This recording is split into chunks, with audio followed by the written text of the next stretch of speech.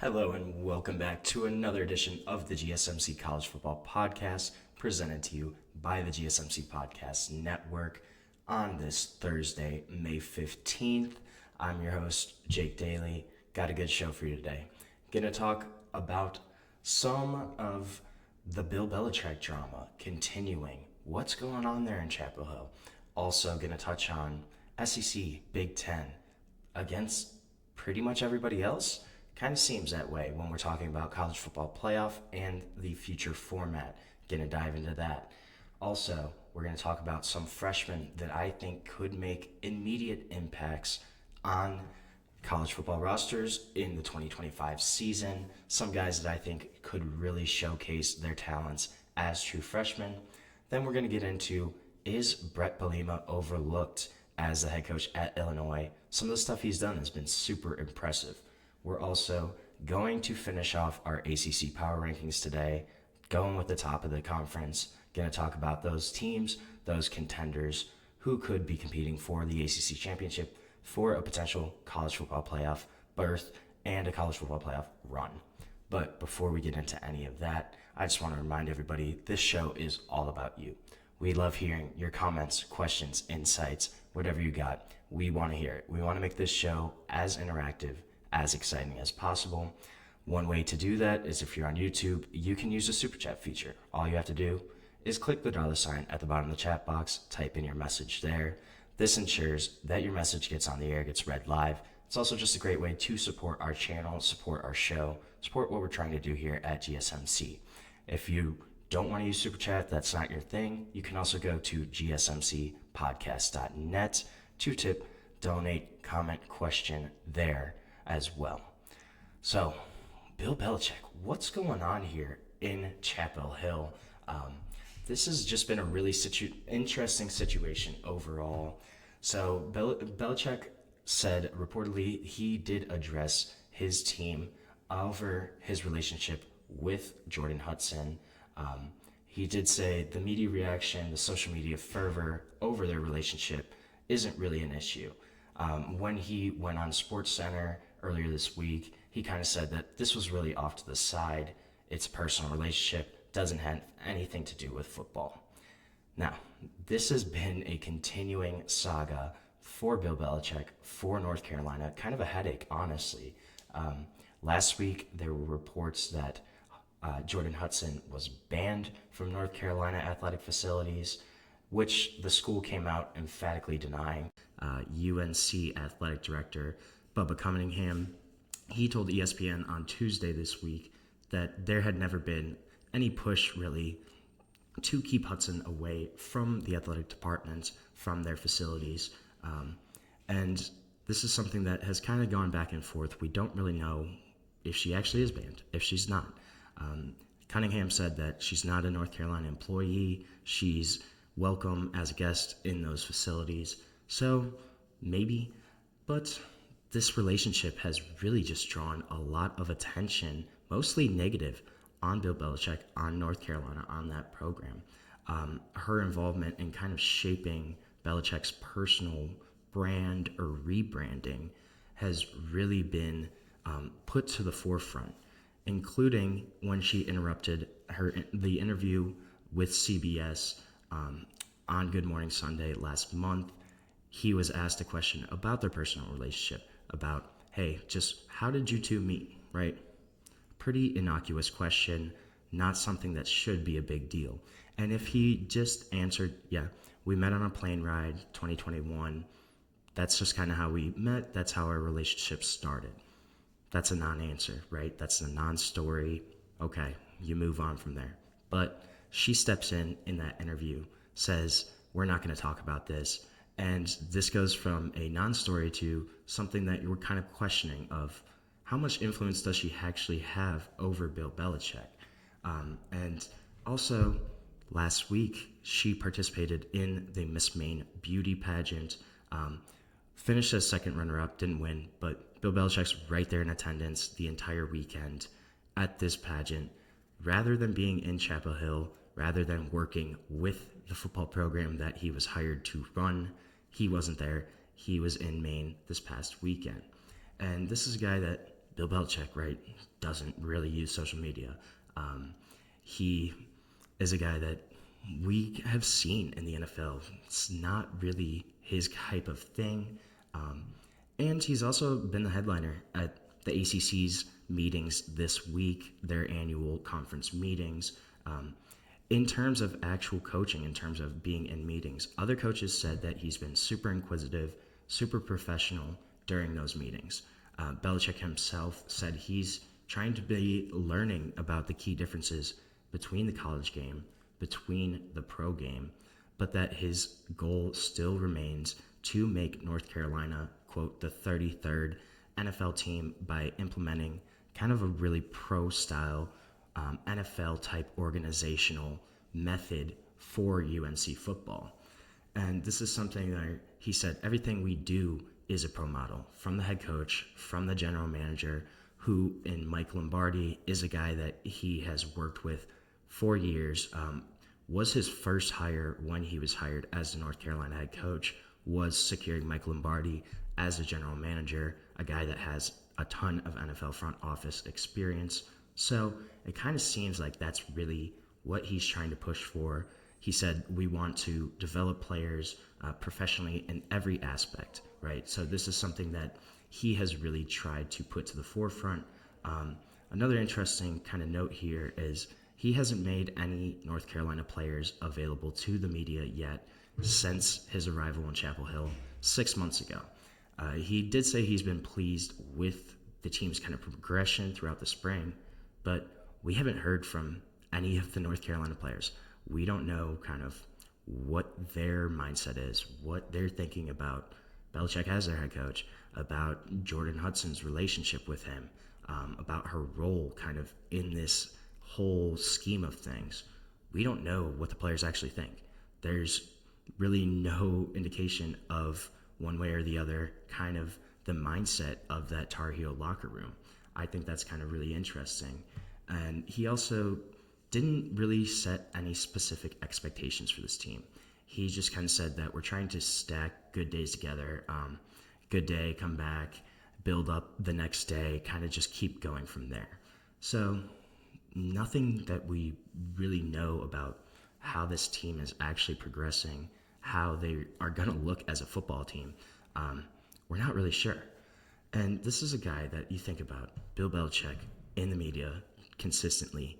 This is a guy that's always had that blank kind of scowl on his face, wide shoulders, really unmistakable presence in kind of the football world. But his public image has definitely shifted over the past few weeks, over the past month or so, I would say. His accomplishments, right? This guy is a 6-time Super Bowl winning head coach, yet those accomplishments have been pushed to the background.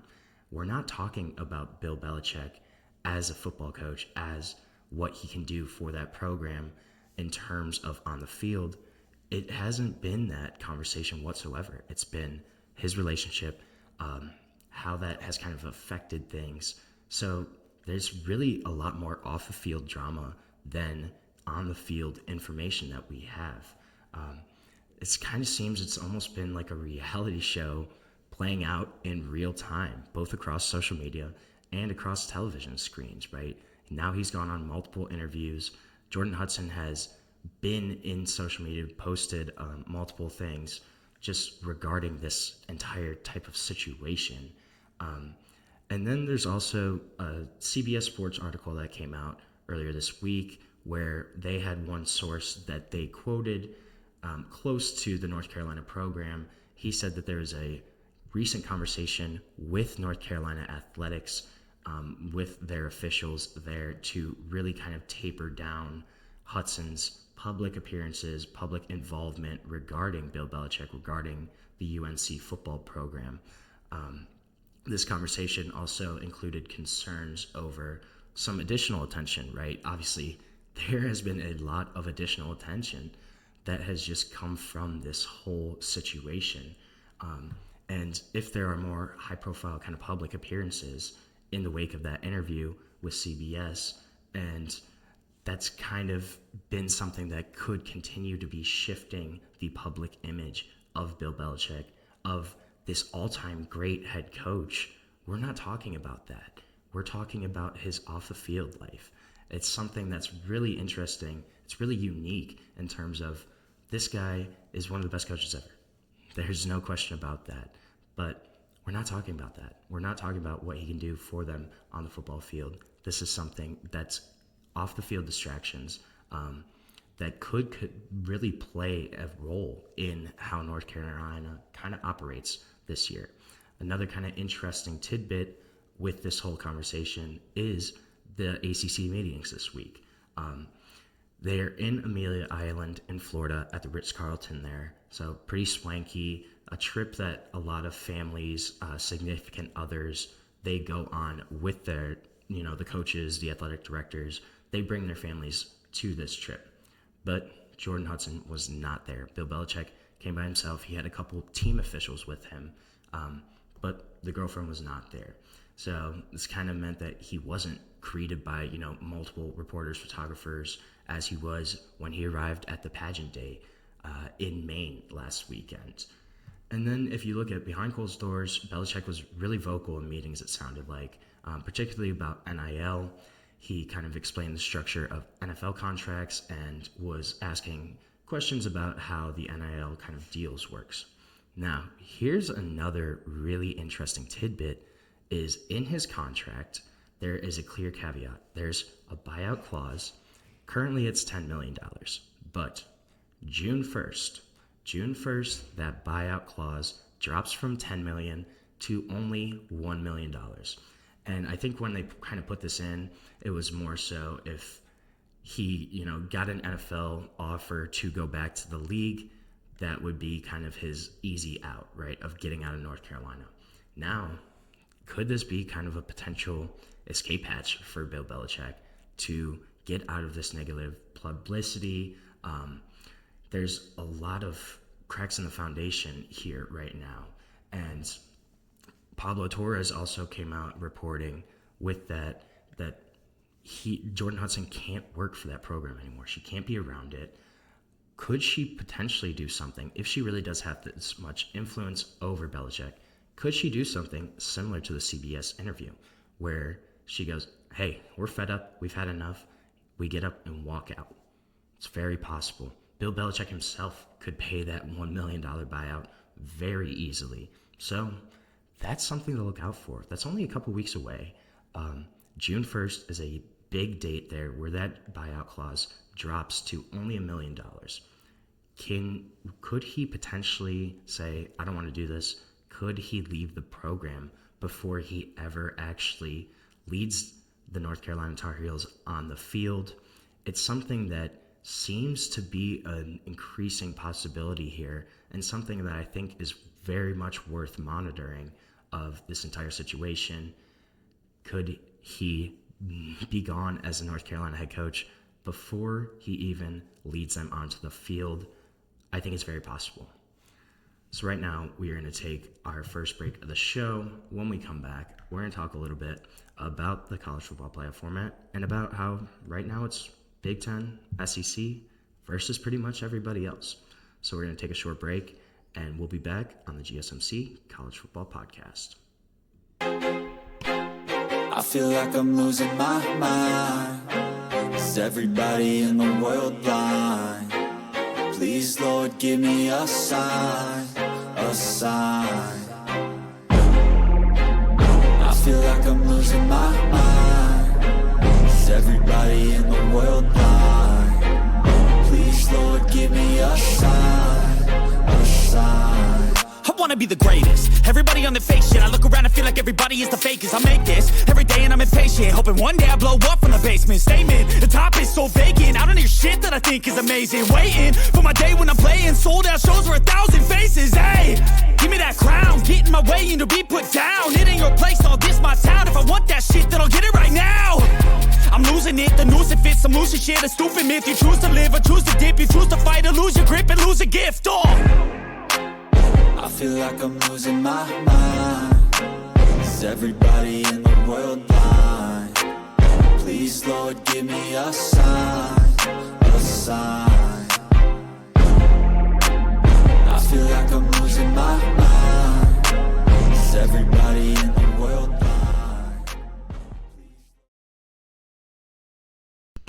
Welcome back to the GSMC College Football Podcast, presented to you by the GSMC Podcast Network on this Thursday, May 15th. Just talked a little bit about Bill Belichick and his future in Chapel Hill. Going to talk a little bit now about the college football playoff format and the power struggle that is going on currently. But before I do that, I just want to remind everybody that this show is all about you. We love hearing your comments, questions, insights, opinions, hot takes, whatever you got. We want to hear it. We want to make this show as interactive, as exciting as possible. One easy way to do that is to use the Super Chat feature.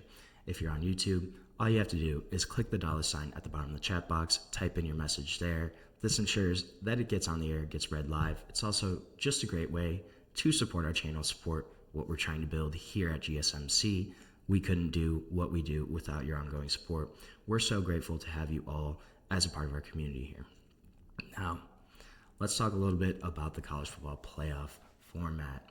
So one kind of quick anecdotal story here is on Monday, about 5 p.m., just as kind of the ACC spring meetings were kicking off, a Pennsylvania congressman named Boyle made a big splash when he opened his social media account, typed out a message and sent it out, and it was really a shot across the bow at the Big Ten and the SEC for their attempt to kind of manipulate the future of the college football playoff format.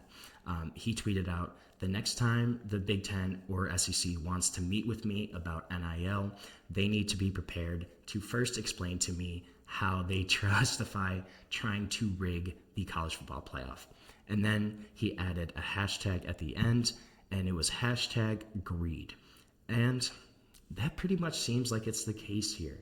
Obviously, there's a ton of issues going on, hanging overhead, looming above the future of the college football landscape, right? You have NIL, the unresolved antitrust settlement, revenue sharing, a potential commission coming in from the federal government, a battle over NCAA governance, right? These are all big time issues, but one that's really coming soon is the future of the playoff, of the college football playoff, the industry's pretty much most valuable product right now. And it seems like this is getting really messy.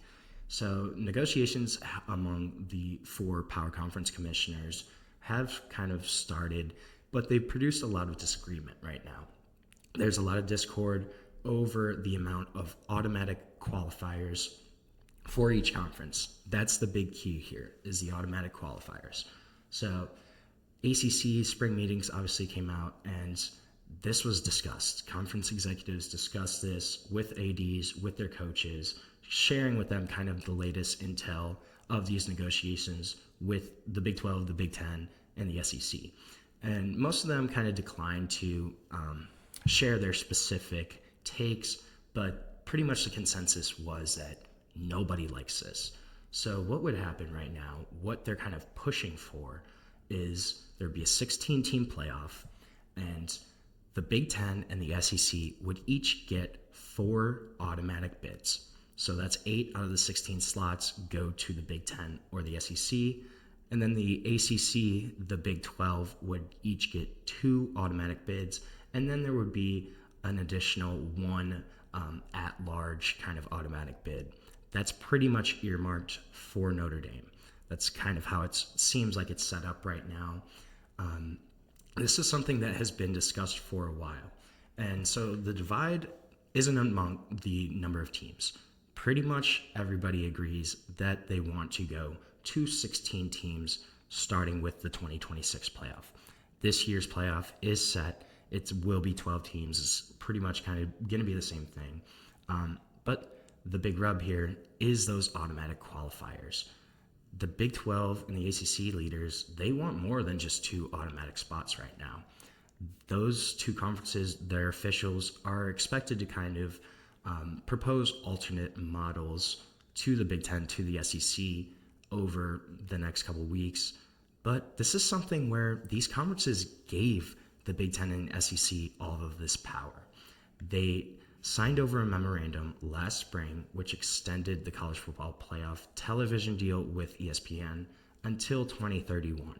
But in that memorandum, it essentially gave the Big Ten and the SEC almost all of the negotiating power for the future of the college football playoff, for the future of that formatting. So you essentially gave these conferences that power, right? They all agreed to it last year, and it just kind of seems like it's coming to a forefront, coming to kind of a messy disagreement right now. So there's been several alternate models that have kind of been discussed with ACC athletic directors this week. There are a variety of different formats that would get them a third automatic qualifier spot, even if that spot is potentially conditional on like the conference's rankings, on the playoff committee's rankings. But there are a lot of issues from those in the SEC and the Big Ten over those proposals. One model would be 4 for the Big Ten, 4 for the SEC, and then 3 each for the Big 12 and the ACC. And then you have that one at-large kind of bid. Or ACC teams were also kind of suggesting they would get 3, the Big 12 would get 2, and then there's still that one. That one is pretty much earmarked for Notre Dame. If the Irish kind of finish inside the top 16, which has happened pretty much every year. There's only been a couple years since, I want to say 2015, that they did not finish in the top 16 in the country. So that's kind of protected for them. But this is something where these other conferences, the ACC, the Big 12, they want more. They want more than they are getting right now. But then on the other side, this is something where should they even have automatic qualifiers? Mario Cristobal, Miami head coach, he said granting spots, it doesn't make any sense. This is a sport that's never been about gifting, right? Football is about earning your keep, and automatic qualifiers kind of go against that entire theory.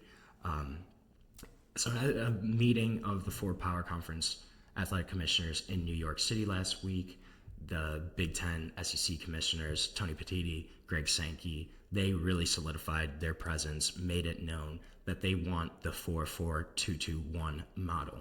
And it's been a long time coming, right? Last spring, during the negotiations to extend the ESPN TV contract, Tony Petitti originally kind of proposed a similar format. At that point, it was 3 each for the SEC and the Big Ten, and then 2, 2, and 1. That was roundly rejected. Soundly, nobody really wanted that. But a year later, after joint meetings between the SEC and the Big Ten, where those two conferences met by themselves, right? They didn't invite anybody else. It was the SEC and the Big Ten. They had separate meetings.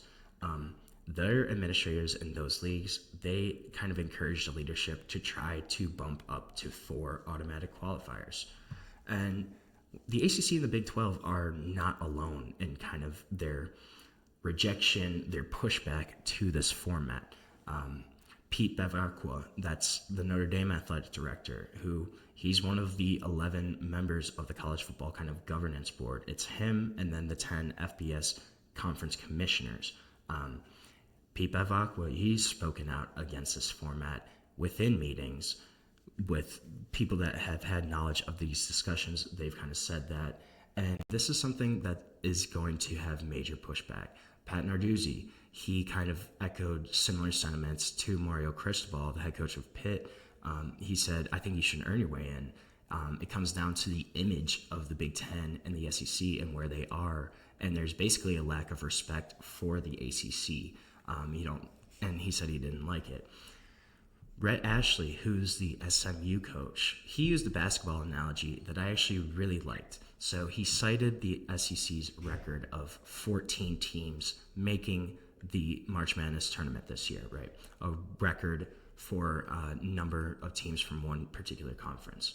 So he said if we guaranteed spots based on the past, just look at basketball the past 5 years.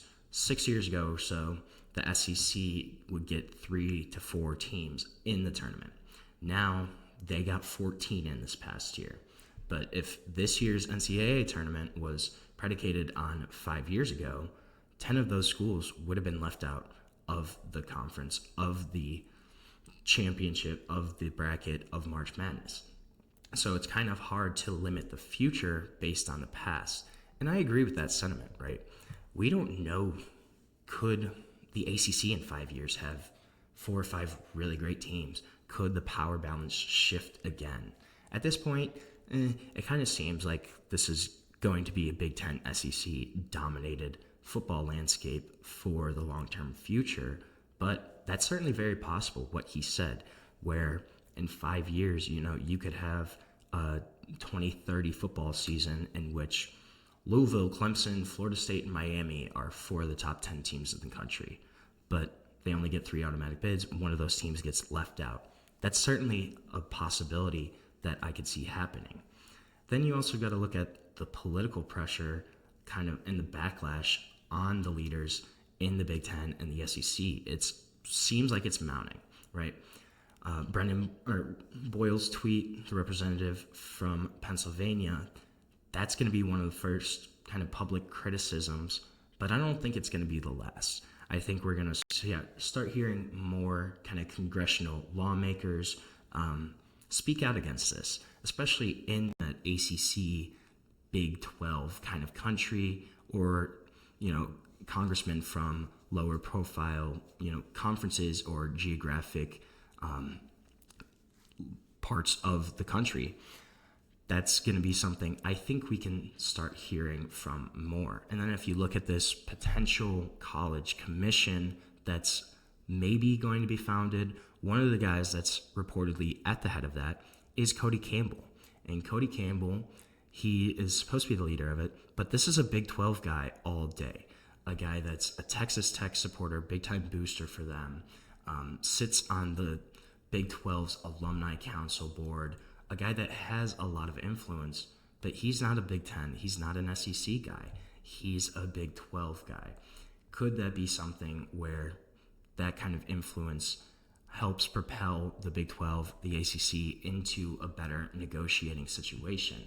And then looking at any kind of 16-team format, it would have to begin in 2026, but this could be something where we're not really sure how it would work out. Under the proposed format right now, 2 playing games would be played on the second weekend of December, which is the Army-Navy game.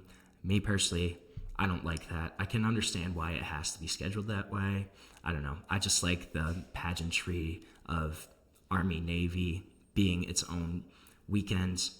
It's kind of fun, but that's something that could be changed with this format. 2 playing games would be played during that weekend. And then there's a potential for the conference kind of championships to be almost a play-in style, where you have the 3rd, 4th, 5th, 6th best teams in the Big Ten, in the SEC, playing each other for the last 2 automatic spots, if that is something that is implemented. So this is going to be a discussion that's going to continue. We're going to have to figure it out. But right now, it really seems like it's the Big Ten, it's the SEC, and it's everybody else. So who's going to win out? Not really sure, but it's going to be a conversation that is going to continue to be had. It's going to impact college football for a long time, and we're just going to have to kind of see how it all shakes out. So right now, we're going to take another short break on the show. When we come back, we're going to talk about some freshmen. Talk about guys that I think can make immediate impacts right away on the football field. But we're going to dive into all of that when we come back on the GSMC College Football Podcast. Looking for your daily fix of sports talk without having to pay for it? GSMC Sports Network is available on YouTube. Just search GSMC Sports Network. Get your fix of daily sports talk shows on YouTube, absolutely free. NFL, college football, NBA, MLB, MMA, UFC, fantasy football, and so much more. GSMC Sports Network has shows running all day long, with new sports shows starting every 2 hours. Just like on your favorite cable sports channel, except GSMC Sports Network is absolutely free. Just search GSMC Sports Network on YouTube to catch one of your new favorite shows, like the GSMC College Football Podcast, Chip Shot Football Podcast, Hoops and Heels Women's Sports Podcast, GSMC Basketball Podcast, and so many more. Check it out for yourself. GSMC Sports Network, now available on YouTube absolutely free. Search GSMC Sports Network on YouTube right now.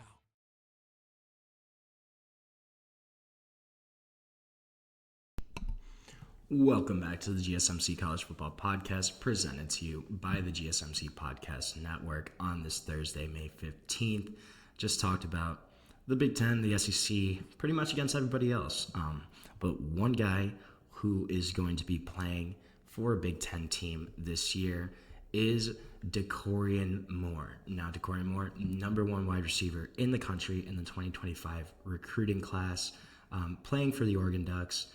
And this is a guy that could kind of mirror what we saw in 2024, where freshman wide receivers Jeremiah Smith, Ryan Williams had breakout years, had immediate impacts for those championship contenders. Dakorien Moore could be the next guy up to kind of continue that trend. This is a guy that's a 5-star, number one wideout in the country, a dude that really looks like the next breakout star at the position. He's got elite big play speed. He can break anything for a home run, runs really great routes, super crisp in his route running, especially considering his youth. And also a guy that's just got a really high IQ, knows how to play the game, knows how to get in certain spots to help his team succeed. And a guy that's super competitive, extremely fierce, wants to win, and you want to see that out of a wide receiver. I think all of these tools, though, combined, can really help him make an immediate impact for the Ducks this year. Oregon, obviously, they're looking to continue contending in the playoff. They're looking to potentially repeat as Big Ten champions. They had a obviously phenomenal season last year, went undefeated throughout the regular season, but they did lose 3 of their top 4 wide receivers from last year, as well as their best tight end. So this is a team that has an open spot at wide receiver, and I think Dakorien Moore can kind of fill that right away, step into at least a role where he's playing a good chunk of the time, if not even more than that. This could be a guy that develops into a go-to target right away. He's that good, I think. And the ability to come in and a spot where there's not a ton in front of him, it gives him a runway to kind of take off and start on a great note. I think that's a guy to definitely watch out for this year. I'm excited to kind of see how he does for Oregon.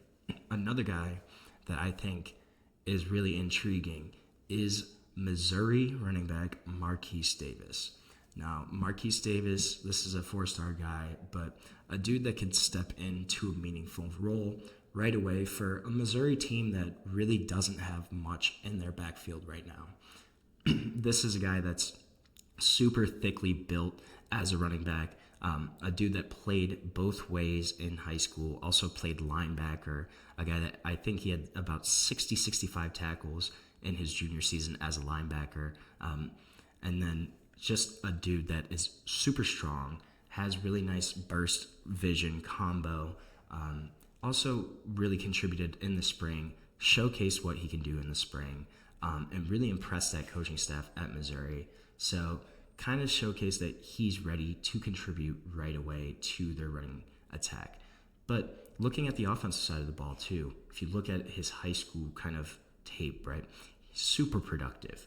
A dude that had over 3,800 rushing yards over 2 seasons, 58 touchdowns, and then in 2023, his junior year, had 2,300 rushing yards, 35 rushing touchdowns, which you're averaging 3 rushing touchdowns a game.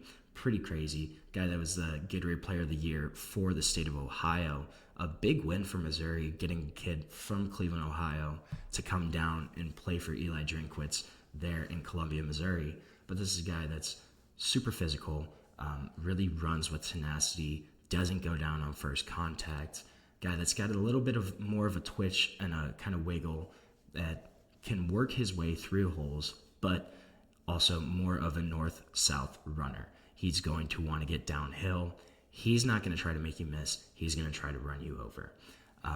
Really had a high yards per carry average as well. That junior year, he averaged 8.8 yards per carry.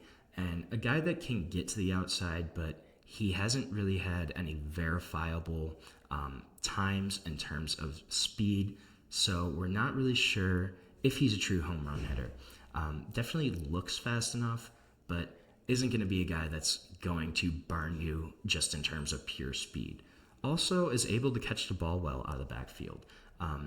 Wasn't asked to do that a lot just in their offense there in high school, but is certainly capable of that. And then a guy that also added a lot of weight and strength to his frame going into his senior year, really bulked up, added some added strength, and a guy that has the body, has the build to be a feature back.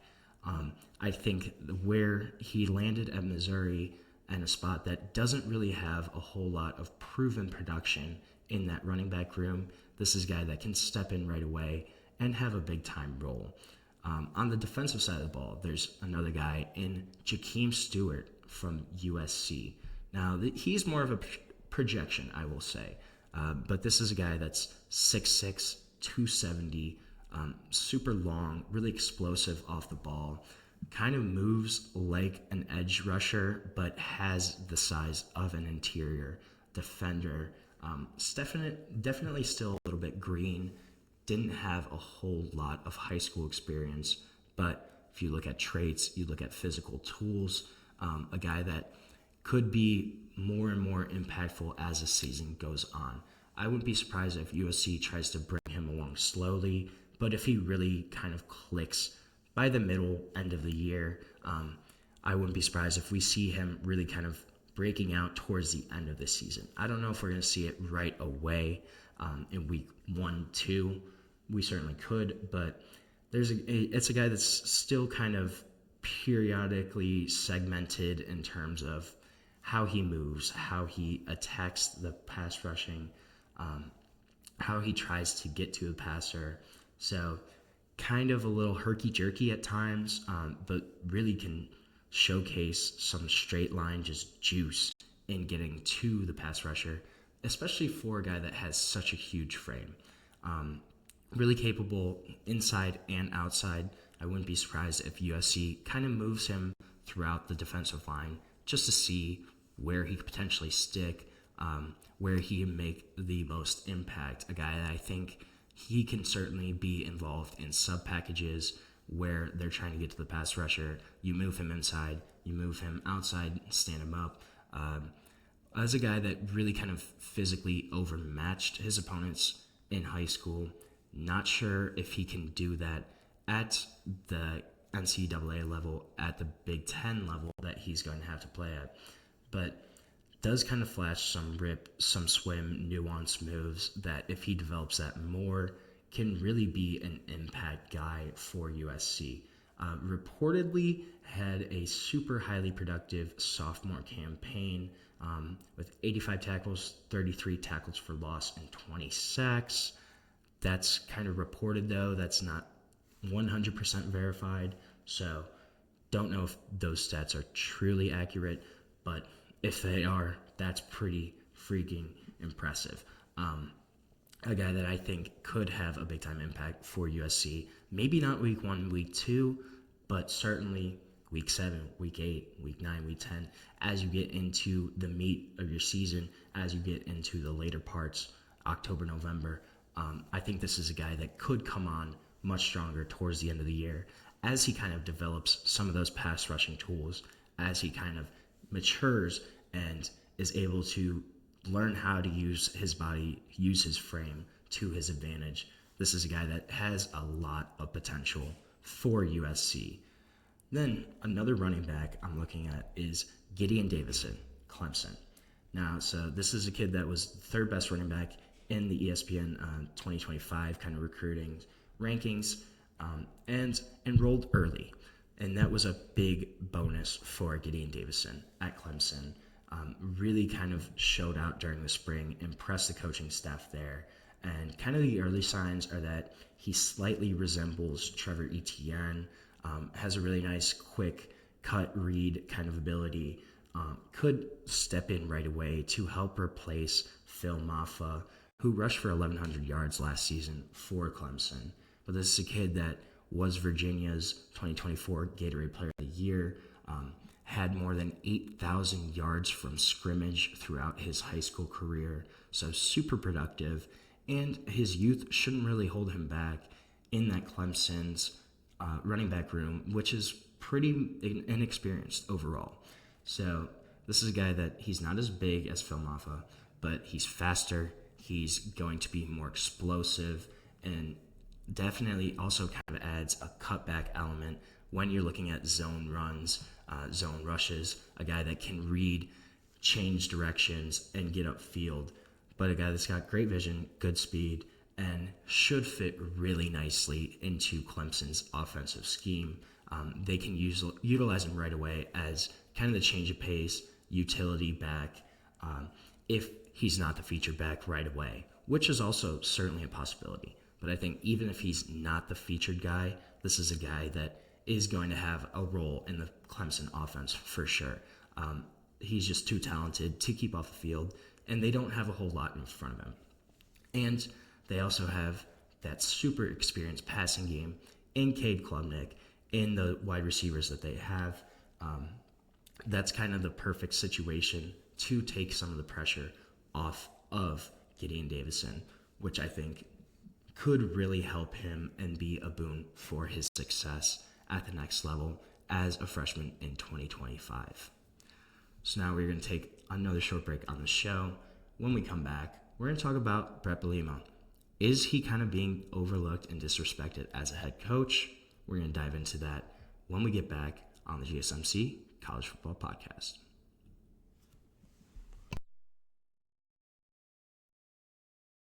For the best and latest podcasts available anywhere, go to the podcast app on your cell phone and type in GSMC to access free content-rich podcasts on health and wellness, book reviews, sports, entertainment, relationships, social media, movies, technology, finance, and even weird news. Subscribe and download the GSMC Podcast Network's family of shows, available everywhere podcasts are found.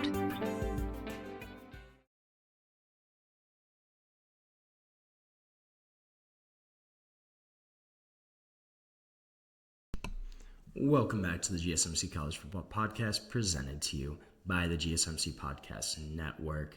Gonna talk about Bret Bielema, Illinois head coach right now, and is he kind of being disrespected, overlooked? I kind of think so a little bit. So he did just sign a contract extension, which is kind of what prompted my looking into him and just thinking about what he's done as a head coach. So signed a 6-year extension. The new contract is going to run through 2031, and he's also going to get a nice little pay increase. Going to be paid about a cool $7.7 million per year. Not a bad gig if I say so. But this is a guy that, while he's been at Illinois, he has a 28-22 record overall, 18-18 in the Big Ten, so 500 in Big Ten play, and 1-1 in bowl games. But Illinois right now, they're choosing continuity over kind of chaos, choosing identity over impulse. Bret Bielema, he's not a guy that is going to be, the flavor of the month of the national stage. Not really a coaching darling, not a guy that's a viral recruiter, not going to use really displays of flash wealth. That's not his thing, right? That's just not who he is. But this is a really significant extension for Illinois, I think. They're not chasing relevance. They're building staying power right now. They're not trying to upgrade from Bret Bielema. This is a guy that is now locked in for the next 6 years for them, and a dude that's a program builder. He's got NFL pedigree. He's got SEC institutional memory. He has developed a lot of players, brought that kind of ethos from Wisconsin, from Iowa, to Champaign, Illinois, and implemented that and had success doing that. This isn't a guy that's a one-and-done kind of mirage. He's really built success on his continuity, and this is going to be a guy that could potentially lead Illinois into sort of a golden age of their football program. This is something that I think it really is a good move for Illinois. He's a guy that's transformed Illinois football from a complete afterthought to a respected football team. even if you said that 5 years ago, yeah, Illinois is a respected football program, I think people would laugh at your face. That's just how bad they were before. They really were a layup on everybody's schedule. You would go and you see, oh, we got to play Illinois. All right, beat them by 40 points. That was just kind of how it worked. But that's not the case anymore. Breckman has built them into somebody that's a massive problem. They're not a layup on anybody's schedule. They're not an afterthought. They're a tough out every time they have to play them. And then you look at this guy's pedigree. 3-time Big Ten champion as a head coach at Wisconsin. Had that run from 2010, 11, and 12 where he led them to 3 straight Big Ten championships. A guy that in his first season as Wisconsin's head coach, taking over for Barry Alvarez, was the Big Ten Coach of the Year. A guy that's produced 37 All-Americans as a head coach and also had 55 NFL draft picks produced. So just those stats alone, it shows that this is a great coach. This is a guy that should not be as overlooked as he is. And then you look at the fit with him in Illinois, a dude that grew up in Prophetstown, Illinois, which is actually closer to like Iowa City kind of, but still obviously in the state of Illinois. And throughout 16 years as a head coach has gone 125 and 80. So 61% winning percentage.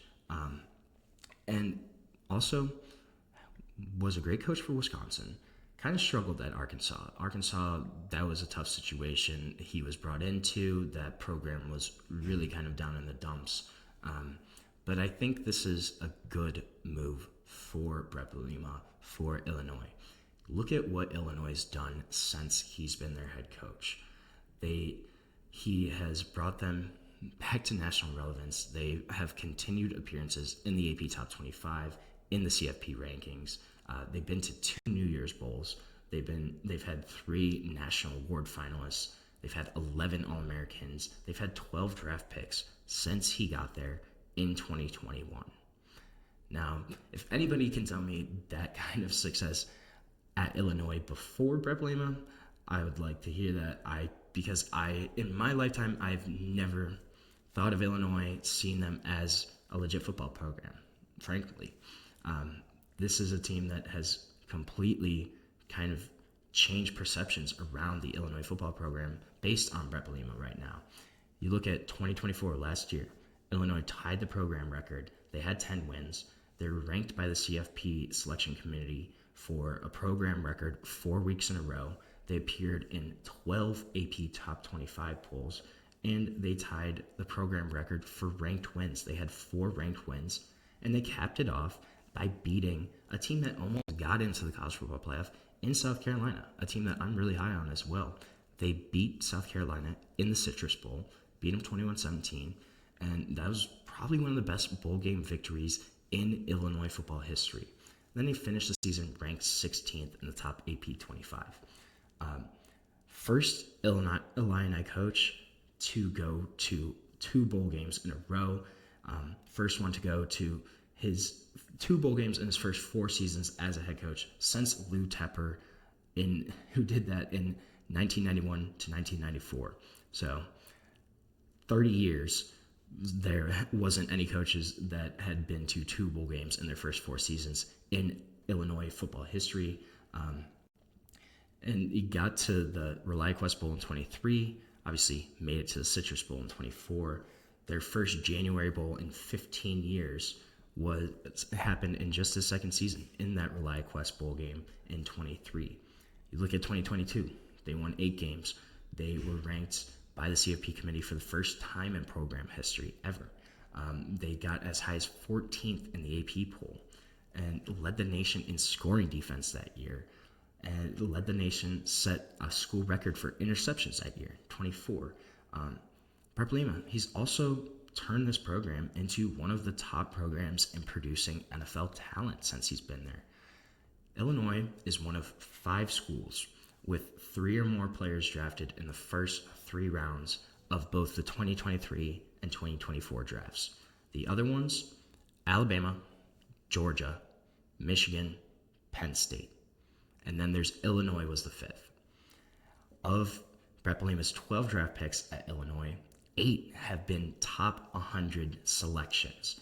That's the 4th best mark in the Big Ten, behind Michigan, Ohio State, Penn State. Your big, traditional blue blood powers in that conference. That's the only 3 teams that are ahead of his NFL draft production and what he's produced. Overall, he sent 165 players to the NFL in his career as a head coach. I think this is a guy that you look at the coaching pedigree. You also look at his list of football mentors that he worked under at one point. Played and worked for Hall of Famer Hayden Fry at Iowa. After spending a couple seasons there, then he goes to Kansas State, works under, Hall of Famer Bill Snyder. Helps them, Kansas State, win the 2003 Big 12 championship. Then 2 seasons later, he goes to Wisconsin, named the defensive coordinator there. And he works for another Hall of Famer in Barry Alvarez. So this is a guy that has been on 3 coaching staffs with Hall of Fame head coaches that he'd learned under, that he was able to grow under, that he could take lessons from. And he's done all of this and put it towards this Illinois football program. Then, before he got hired at Illinois, he was also in the NFL for 3 years.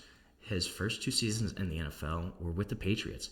He was a consultant to Bill Belichick during that time in 2018. Then he became the team's defensive line coach in 2019. And that's the year that the Patriots won the AFC East, had a 12-4 record, and had the best defense in the NFL.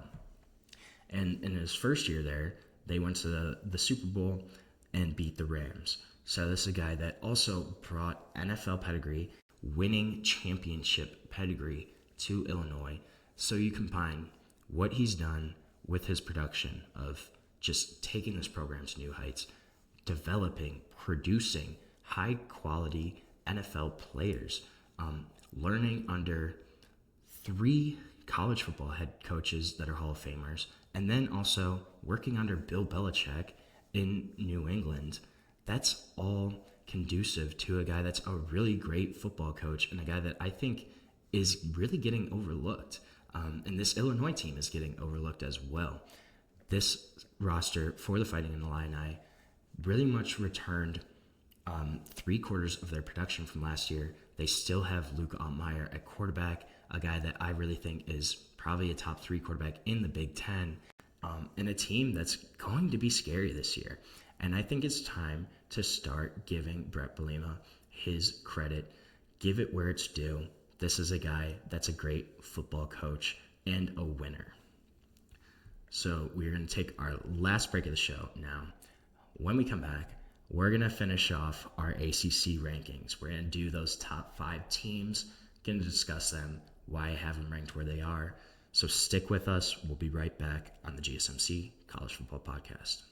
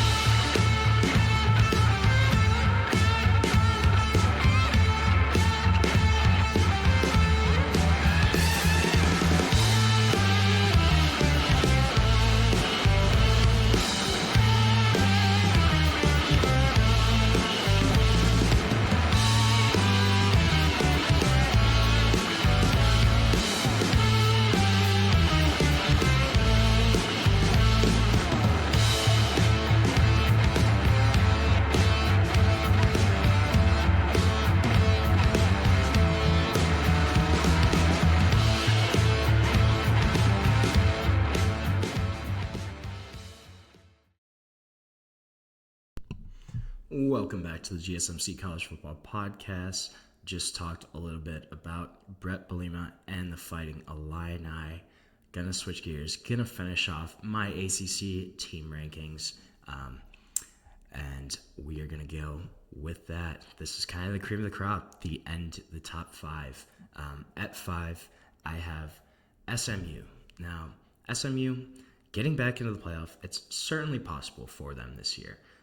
They return a good chunk of their roster from 2024, and this is a team that took the ACC by storm in their first year as conference members last year, really kind of showcased how much that program has come back in the past 5 years, 10 years, how much they've been built back up. They really showcased that last season. You have Kevin Jennings coming back after kind of taking over as a team starter last year. Faltered in their playoff game at Penn State. Not super surprised by that. That was a really cold game and an SMU team that had to go play in one of the toughest road environments in the country. And he just didn't look great during that entire game. Hoping to bounce back from that year, from that disappointment in the playoff game, and have a great 25 season. It's certainly possible. On defense, you also have a guy in DB, Isaiah Kwokoba, who is really a stud on that side of the ball for them. Really glue guy in the secondary. 100 tackles, 3 interceptions, really great range, and just a versatile safety who can blitz, who can cover, who can hit. That's going to be one of their anchors on defense. But this is a team that does return a lot of their production. The only reason I am kind of questioning them this year is they have a far tougher league schedule this upcoming season. Last year, kind of were able to avoid some of the tougher programs in the ACC, but they have Miami and and Louisville this year. However, those games are both at home, so that is one bonus for SMU is that those two are at home. Hopefully, they at least get one of those. But then you also have a road trip to Clemson, so you pair those. I don't know. I think it's going to be tough for SMU to kind of get back to where they were. Then a team they're playing against in the Miami Hurricanes, I have them ranked as the 4th best team in the ACC right now.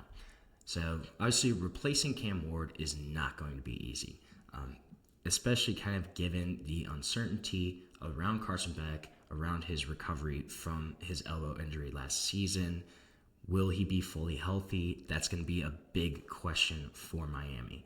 And even if he is healthy, yes, he gives them a steady quarterback, but this is a guy that's far less vibrant, exciting as a quarterback than Cam Ward was, but still going to be a steady presence to lead another really talented roster for the Miami Hurricanes. But they also have to avoid those kind of surprise losses. This is something that's been plaguing Miami for the past few seasons, last year as well. And they also got lucky in a couple of their wins last year. Virginia Tech, that game literally came down to the last play. The Cal game, they were losing that. They ended up coming back right at the end, but that was still a big kind of iffy performance from Miami, and that's something that's been one of their issues since probably the past 5 years, I would say. But this is still a really talented team roster. Francis Mauigoa, obviously going to lead the offensive line, probably the best player on the roster, I would say. This is a guy that I would not be surprised if he's a top 5, top 10 pick in the NFL draft next season. Massive offensive tackle, been starting there since he was a true freshman. Just has the pedigree. And there's been a lot of comparisons, too, between him and Penei Sewell, who obviously Mario Cristobal kind of developed there at Oregon. This is a guy that's really similar to him, going to anchor that offensive line for them. They got Mark Fletcher back. Obviously, they're going to have to replace Damian Martinez, but Mark Fletcher should be able to kind of come and step into that role. A big back at 6'2", 225, really kind of powerful, bruising running back.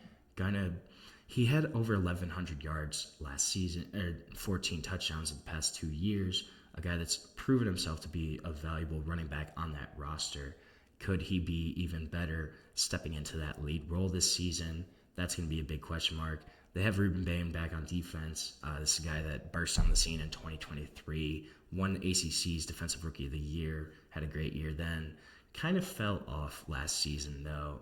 In 24, he had sustained a hamstring injury on the second play of the season when they played Florida, and pretty much was never really the same throughout the rest of the year. So hopefully recovering fully from that hamstring injury, getting back to those 23 levels, that would give Miami a really impact defender on that defensive front. I don't know. I think there's a couple more question marks about this Miami team. I don't know how Carson Beck will perform. He's going to have more runway as a quarterback there, but he's still recovering from that arm injury. We still kind of don't know what his status looks like, how he's feeling, how he will perform. That's going to be a big question mark. And just those kind of losses that they shouldn't lose. I think that's something we will probably see again this year from Miami. I wouldn't be surprised to see them drop a game or two that they shouldn't. That's something I think is very, very possible for the Hurricanes this year. That's why I have them at 4th.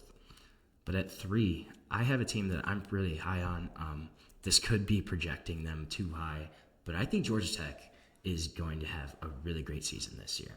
So they're going to need a healthy Haynes King under center.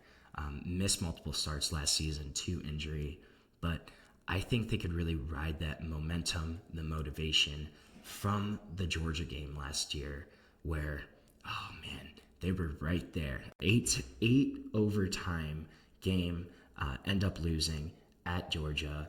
But I think they could ride this all the way throughout this season. Just how that game went, how Georgia Tech performed there, I think it gave them a lot of confidence to kind of show that they can hang with some of the top teams in the country. You have Jamal Haynes returning as your go-to guy at running back. Wide receiver is going to be a little bit of a question mark for them. Lose your leading wideout in Eric Singleton Jr., transferred to Auburn. So that rotation is going to be a bit of a question mark. I think defense also, this is going to be a big boom or bust here. I think the season rests a lot on their defense. It's going to be a lot of new guys rotating in, especially on the defensive line. Linebackers a little more set there with some more experienced guys. But then their schedule is pretty manageable as well. You get Clemson, you get Georgia at home. So those are 2 matchups that could have been on the road. You get them both at home this year. If you win one of those potentially, could you carry that momentum throughout the season to propel them to an ACC championship? I think it's certainly very possible. But I think the Louisville Cardinals are the second best team in the ACC this upcoming season. They kind of have had potential for a breakthrough the past few years. They were kind of projected that last season, but this is a deeper team than last year, and they won 9 games last year. They're buoyed by Miller Moss coming in, Jeff Brom looking to go 3 for 3 on transfer quarterbacks after having Jack Plummer, Tyler Shep the past 2 years. I think Miller Moss is more talented than both of those guys, and if Jeff Brom can kind of work with him, unlock some of the other parts of his game that he struggled with, this could be a really great quarterback for Louisville. And I think it's going to be a really good offense. You have one of the best running back duos in the country in true sophomores, both of them, Isaac Brown, Duke Watson. Isaac Brown had 1,200 yards last year. Now, Duke Watson, he only had 600, but that was on 67 carries. He averaged 8.9 yards per carry last year. And then it really came on at the end of the season. When he played at Stanford, he had 11 carries, 117 yards, 3 touchdowns. At Kentucky, only had 6 carries, still had over 100 yards and 2 touchdowns in that game. So that's a deadly 1-2 punch. They still have a really great duo at wide receiver, too, with Chris Bell, Colin Lacey. And then on the defensive side of the ball, this is going to be a good defense again. They're going to have to replace Ashton Gillette, but you bring in Clev Lubin from Coastal Carolina, who had 9.5 sacks last year. You have Adonijah Green, who is kind of teaming with NFL level, pro level potential also there. He actually ran with the ones more often than not. TJ Quinn at linebacker coming back, being the leader of that defense. That's going to be huge for them too. He's going to have to work on his pass coverage skills a little bit, but still a big leader, big return for Louisville. They do have some tough games, though. They're going to have to play at Miami and at SMU, but they get Clemson and Kentucky at home. So Miami, SMU, Clemson, yeah, those are going to be some tough matchups for them. I think they probably win at least 2 of those 3, though. I could certainly see it happening. They are teaming with potential this year. I think they're second best, but the clear leader in the clubhouse this season is Clemson. Returning a ton of production, one of the most in the country in the Power 4 rankings. You have one of the most experienced quarterbacks coming back in Cade Klubnik, a guy that is a really great quarterback, had a ton of pedigree, really stepped up in 2024 last season after kind of an up and down year in 2023. On paper, they're certainly the best team in the ACC. Genuine contender for a national championship if kind of Dabo can put all the pieces together. You have your entire starting wide receiver room coming back: Bryant Wesco, Antonio Williams, TJ Moore, all back for big-time roles. You have 4 starters on the offensive line coming back. And you have Peter Woods, TJ Parker anchoring that D-line, giving that unit big-time leaders, and guys that are just great players as well, and as well as leaders in the locker room, on the field. Those are 2 big pieces for them. And you have Avion Terrell at cornerback, A.J. Terrell's younger brother, a guy that could be one of the best cornerbacks in the country, really had a strong season last year as well. I wouldn't be surprised to see them. It's very possible they could run away with the ACC, I think, this year. But this is a super talented Clemson team. Kind of seemed like they're starting to gain some momentum back. Won the ACC last year, kind of snuck into the playoff. And I think that gave them some validation. And they're going to come out with a ton of confidence this year, with a ton of experienced guys, and with a great head coach in Dabo Swinney who knows how to win at Clemson. They have to be number 1 this season. They're going to be an exciting team to watch this upcoming year. So we are going to end our show for today. Thank you so much for tuning into the GSMC College Football Podcast, presented to you by the GSMC Podcast Network. Please remember to like, subscribe, follow the channel, and if you want, you can also go to Facebook, Instagram, TikTok, or Twitter for even more sports content, more sports updates that you love. Thank you so much, and have a great day.